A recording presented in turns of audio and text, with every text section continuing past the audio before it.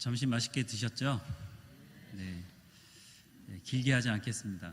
조지지 마시고 말씀을 잘 들으시면 좋겠습니다. 교육을 100년지 되게라고 합니다. 왜냐하면 지금 하는 교육도 중요하지만 이 교육이 미래를 결정하고 미래에 참 중요한 문제이기 때문에 교육을 참 중요하게 생각합니다. 교육을 어떻게 하느냐 참 다양한 방법이 있습니다. 다 중요하지만 그것보다 더 중요한 것은 그 내용입니다. 무엇을 가르치느냐, 어떤 내용으로 가르치느냐가 상당히 중요합니다. 내용이 잘못되면 엄청난 것을 쏟아붓고 나서 나중에 결과가 잘못되어서 또 그 대가 지불을 또 엄청나게 하게 되는 경우가 있습니다. 구약에 있는 이스라엘 백성들이 이것을 잘 말해주고 있습니다. 이스라엘 백성들은 하나님의 말씀을 먼저 받았던 특권을 가지고 있던 사람들이었습니다. 그런데 받은 이 말씀을 가지고 가르치지 않았습니다. 가르치지 않은 데서 더 넘어서 가르치기는 가르쳤는데 성공주의, 물질주의, 기복주의를 완전히 혼합시켜서 타락한 제사장들이, 거짓 선지자들이 하나님 말씀을 완전히 왜곡시켜서 가르친 것이 꽤 오랜 동안 지속되었습니다. 그러면 백성들은 어떻습니까? 백성들은 자기의 귀를 즐겁게 해주는 그 말들을 듣기를 즐거워했고 또 우상 숭배하는 것에서 떠나지 않았습니다. 내용이 잘못되면 총체적인 타락을 가져옵니다. 교육은 한 사람을, 한 가정을, 한 나라를 바꾸는, 미래를 바꿀 수 있는 영향력을 가지고 있습니다. 교육이 중요하다는 걸 모든 사람들이 잘 알고 있습니다. 그런데 이 중요한 교육, 단기간에 뭔가 결과를 보고 싶은데 교육은 그렇지가 않습니다. 지난 5월 달에 모내기를 한 것 같은데 벌써 벼가 훌쩍 자랐습니다.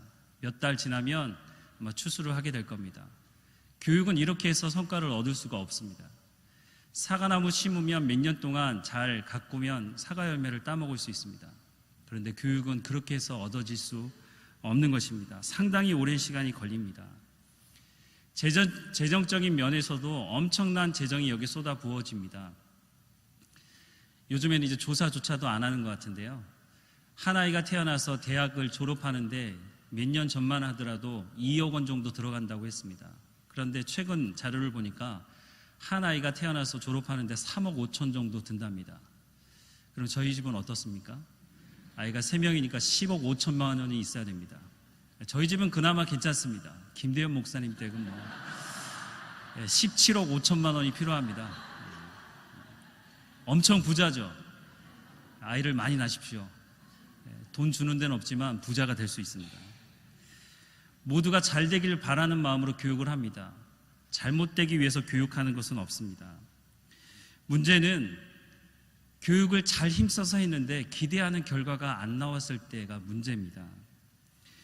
엉뚱한 결과가 나오게 되면 후폭풍이 만만치가 않습니다.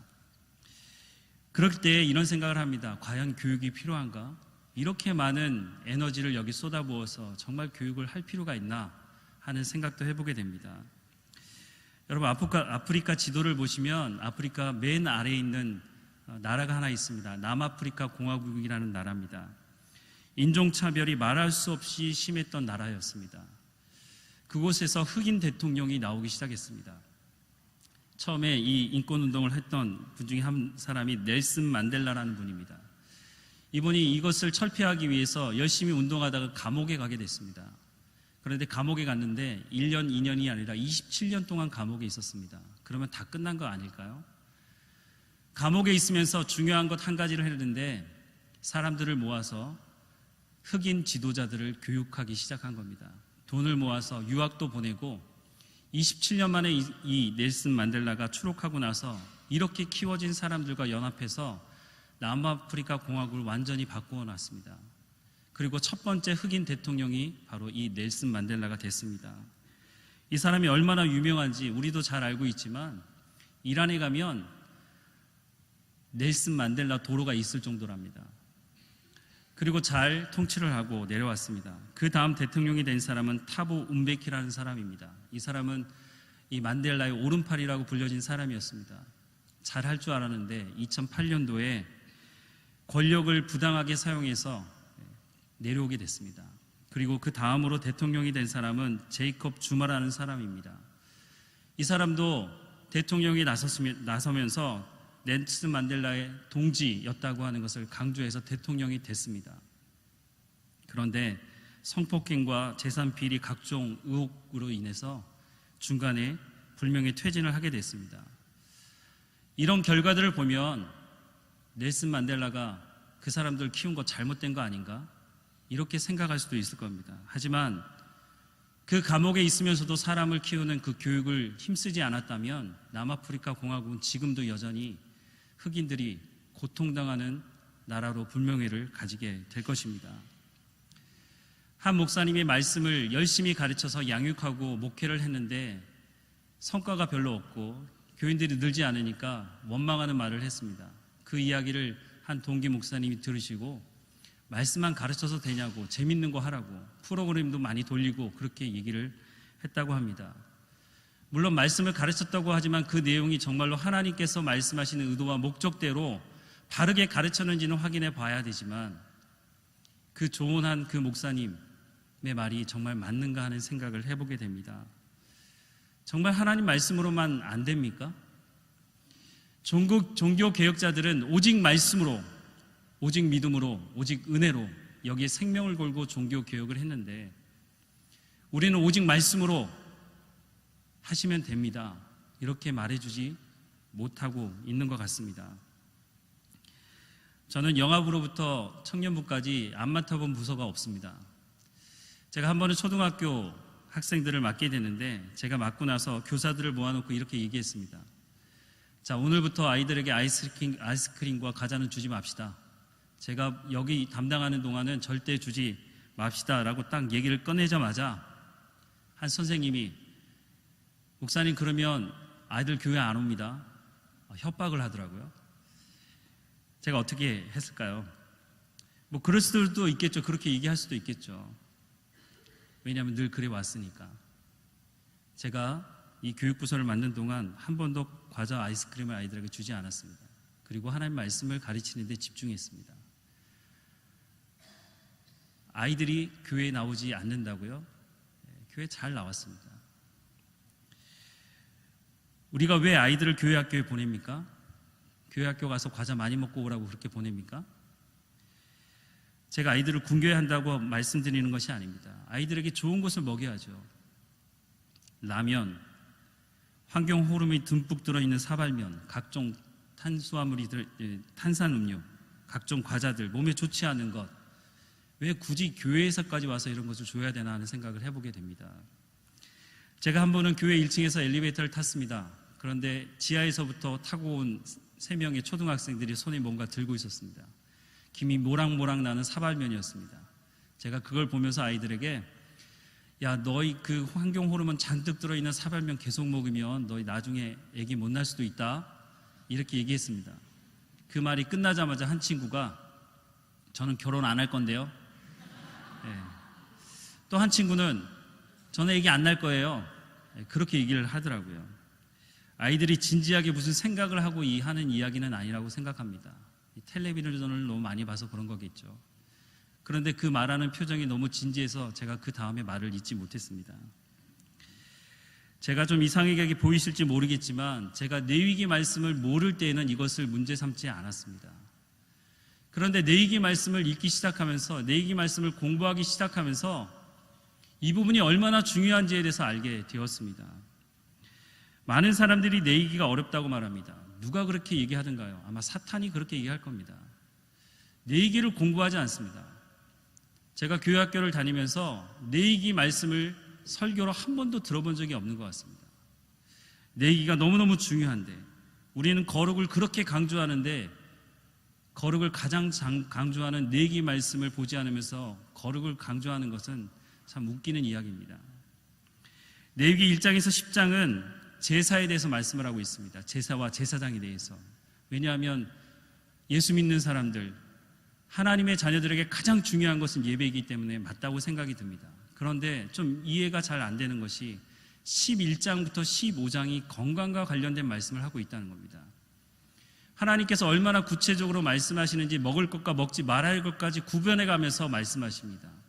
그 말은 우리가 말하는 그렇게 강조하는 거룩이 우리의 건강과도 밀접한 관계가 있다는 것입니다. 물론 살다 보면 아플 수 있죠. 그런데 하나님께서 말씀하시는 대로 우리가 지키면서 살았느냐라고 하는 질문을 해볼 필요가 있다는 것입니다.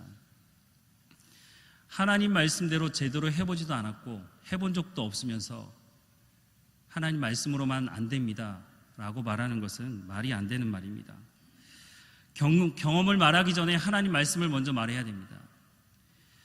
한국에 있는 교회 학교가 있는 모든 교회들마다 이 여름에 여름 성경학교를 준비하고 있을 겁니다. 저희도 마찬가지입니다. 교사 선생님들이 시간표를 짜서 금식하면서 기도하고 모여서 열심히 준비하고 있습니다. 그런데 성경학교를 준비하고 있습니다. 준비할 것이 참 많습니다. 사과 가지고 와서 만들 것도 참 많습니다. 하지만 타이틀을 바꾸지 않는 이상 성경학교이지 노는 학교가 아닙니다.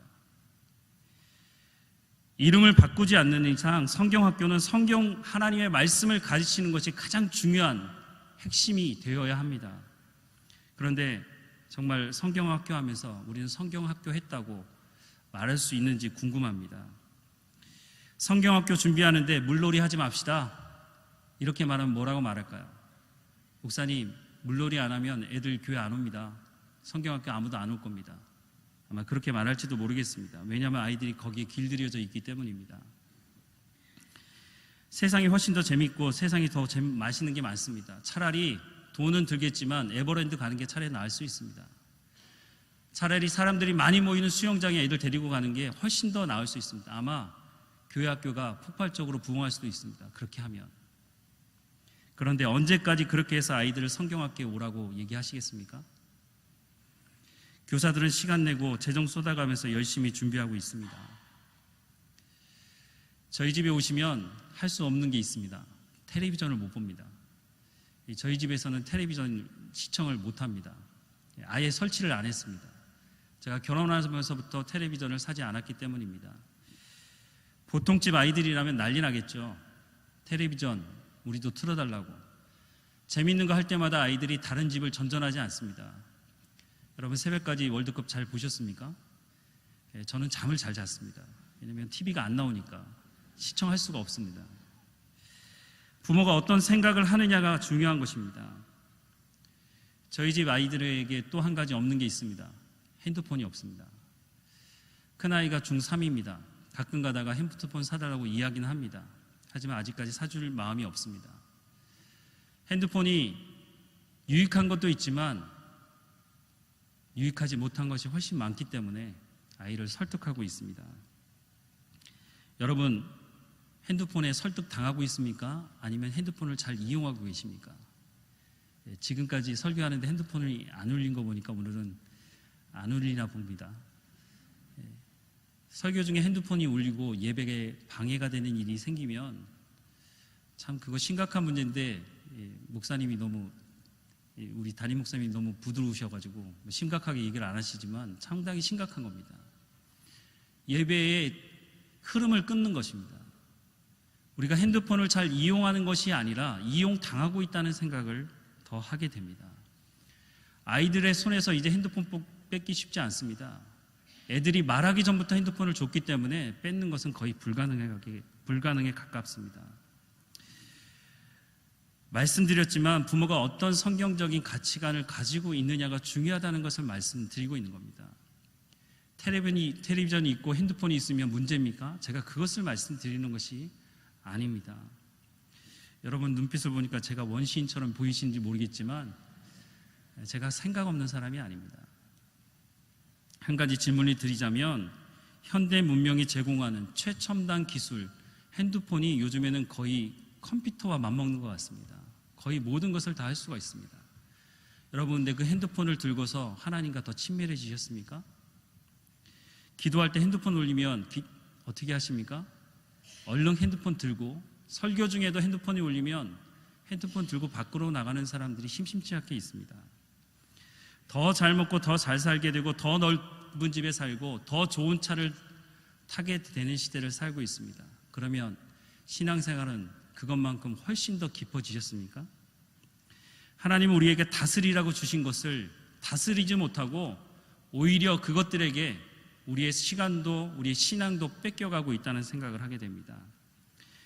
교사들이 참 많은 시간을 내어서 성경학교를 준비합니다. 좀 전에도 말씀드렸지만 참 수고를 많이 합니다. 그런데 성경학교 아닙니까? 성경학교? 그러면 성경을 가르치는데 성경을 어떻게 아이들에게 전달할까? 그 방법에 대해서 훨씬 더 많은 시간을 배려하고 있는 거죠. 다른 교회는 모르겠지만 시원성교회 교사들은 그렇게 하고 있는 거죠. 교회에서 먹을 것을 주지 않아서 교회를 떠나는 것이 아닙니다.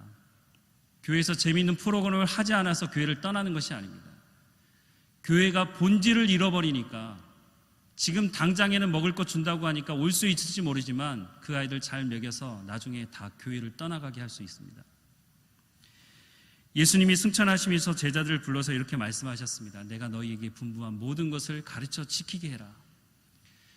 에베소서에 보면 교회가 무엇인가에 말씀하면서 교회에 가장 중요한 사역이 있는데 그것은 말씀을 가르치는 사역이라고 말씀하고 있습니다. 오늘 본문도 그것을 말씀하고 있습니다. 한편으로는 가르친다고 변화되겠어? 라는 생각이 들 수도 있습니다. 왜냐하면 예수님께서 기도하시고 12명의 제자를 뽑으셨습니다. 3년 동안 함께하면서 말씀이신 그분이 직접 하나님의 말씀을 가르치셨습니다. 그런데 그 중에 한 사람이 예수님을 팔아넘겼습니다. 초대교회 7명의 집사를 세웠습니다. 성령과 지혜가 충만하고 사람들에게 칭찬받는 사람을 뽑았습니다. 그런데 그 중에 한 사람이 이단의 괴수가 됐습니다. 그렇다고 해서 예수님께서 가르치신 것을 중단하신 적이 없습니다. 예수님께서 이 땅에 오셔서 가장 중요하게 사역하신 것은 하나님의 말씀을 가르치는 것이었습니다. 구독이 묻어서 된장 못 담근다는 말이 있습니다. 부정적으로 말하자면 한없이 부정적으로 말할 수 있습니다. 불평하자면 그렇습니다. 오늘 본문의 말씀에 보면 하나님의 말씀을 철저하게 가르치라고 말씀하십니다. 그것도 1년, 2년이 아니라 대를 이어가면서 너와 내 아들과 내 자손과 평생에 내 하나님 여호와를 경외하며 내가 너희에게 명한 그 모든 규례와 명령을 지키게 하라고 말씀하십니다. 얼마나 철저하게 가르치라고 말씀하시냐면 내 자녀에게 부지런히 가르치며 집에 앉았을 때이든지 길에 행할 때이든지 누워있을 때이든지 일어날 때이든지 이 말씀을 강론할 것이며 너는 또 그것을 내 손목에 메어 기호를 삼으며 내 미간에 붙여 표로 삼고 또 내 집 문설주와 바깥문에 기록할지니라. 여러분 이렇게 해보신 적 있으십니까? 해보지 않으셨다면 하나님 말씀만으로는 안 된다고 하는 말을 절대 하지 마십시오. 제 말이 아니라 하나님의 말씀입니다. 이스라엘 백성들은 이 말씀을 직접 들었습니다. 그리고 가나안 땅에 들어가서 하나님께서 주시는 복을 누리며 살았습니다. 그런데 이 말씀을 잊고 살았습니다. 이 말씀대로 순종하지 않았습니다. 하나님께서 끊임없이 기회를 주셨음에도 불구하고 불순종했습니다. 우상을 숭배했습니다. 그 결과는 이 사람들이 대가집을 해야 됐습니다. 나라가 망했습니다. 포로로 붙잡혀갔습니다. 포로로 붙잡혀가서야 그 엄청난 대가지불을 하고 나서야 우리가 이 말씀대로 살지 않았다는 것을 그제서야 알고 회당 교육을 시작했습니다. 지금 유대인들은 그렇게 살지 않습니다. 지금 유대인들은 이것을 집 앞에 붙여두고 이 말씀을 각 방문 앞에 다 붙여두고 철저하게 이 말씀을 가르치고 이 말씀대로 살려고 합니다. 우리는 하나님의 말씀을 들고 있습니다. 우리가 하나님 말씀을 듣고 보면서 이스라엘 백성들이 실패한 이 길을 굳이 가야 될 이유가 없다고 생각이 듭니다. 오늘 본문 6절 말씀에 보면 오늘 내가 내게 명하는 이 말씀을 너는 마음에 새기라고 말씀하십니다. 누구에게 말씀하신다고요? 바로 우리에게 하시는 말씀입니다. 우리의 자녀들 들으라고 하는 말씀이 아니라 오늘 예배드리고는 우리에게 하나님께서 이 말씀을 너는 마음에 새기라고 말씀하십니다. 이 말씀은 4절과 5절입니다. 우리 하나님 여호와는 오직 하나님 여호와시니 너는 마음을 다하고 성품을 다하고 힘을 다하여 내 하나님 여호와를 사랑하라는 말씀입니다. 내가 정말로 생명을 걸고 하나님을 사랑하고 있는가 궁금하시다면 오늘 집에 돌아가셔서 여러분 자녀에게 물어보십시오.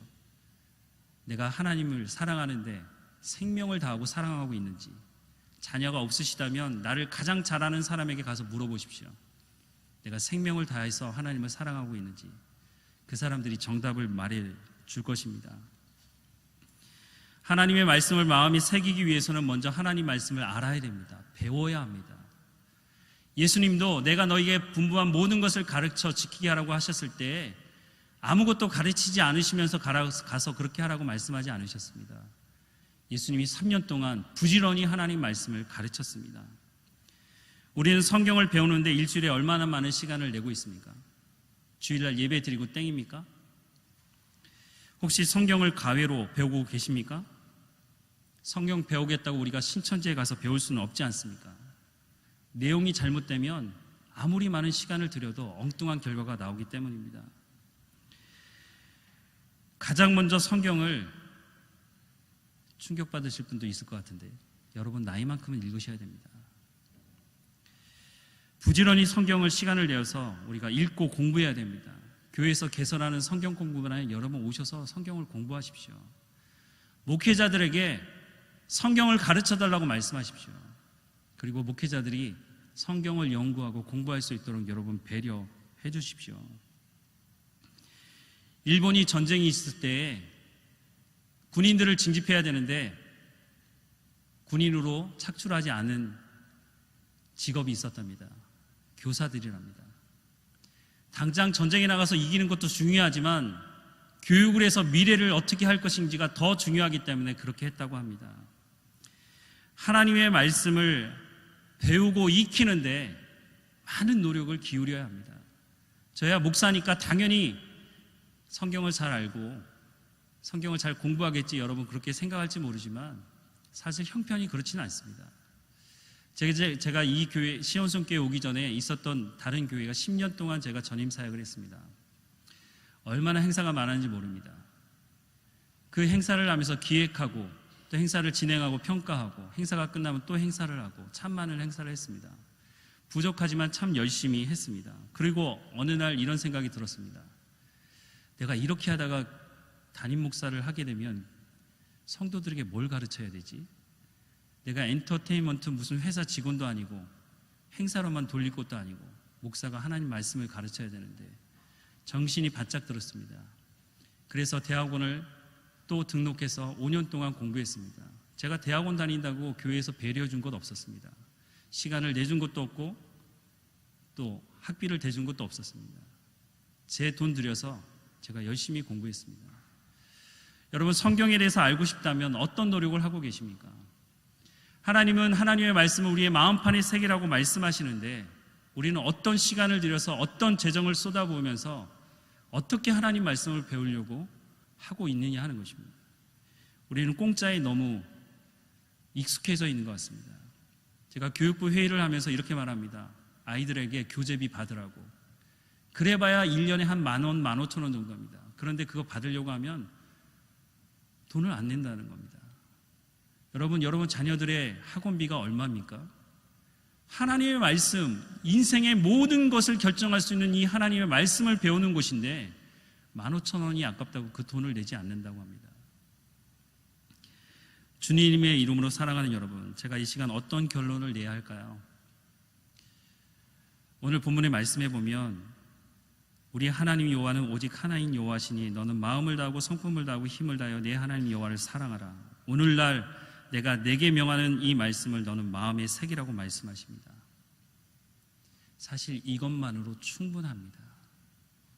우리가 이렇게 살지 않았기 때문에 자꾸 다른 것을 하려고 합니다.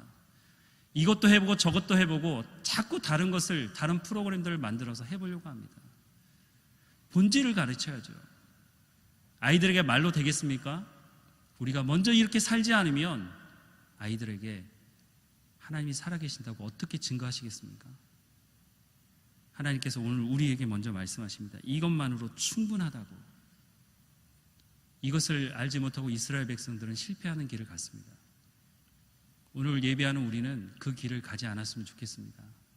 우리가 정말 깨어서 아주 단순한 말씀이지만 내가 정말로 생명을 들여서 하나님을 사랑하는 우리의 삶이 되기를 주님의 이름으로 축원합니다. 기도하겠습니다. 사랑의 하나님, 우리를 사랑하신 그 큰 사랑으로 우리를 구원하셔서 하나님의 자녀 삼아주셔서 감사합니다. 어떻게 하나님의 사랑을 잊을 수 있겠습니까?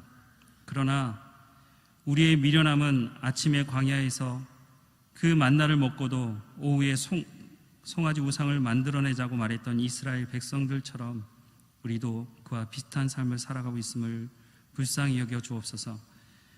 우리의 입으로만 우리 하나님 여호와는 오직 하나인 여호와시니 나의 마음을 다하고 성품을 다하고 힘을 다하여 나의 하나님을 사랑하겠다고 말하지 않게 하시고, 우리의 온 삶으로 하나님께서 말씀하신 이 말씀을 성령의 충만함으로 살아내는 삶을 살아가게 하옵소서.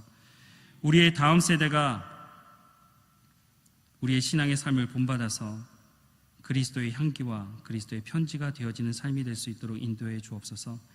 예수님의 이름으로 기도드립니다. 아멘.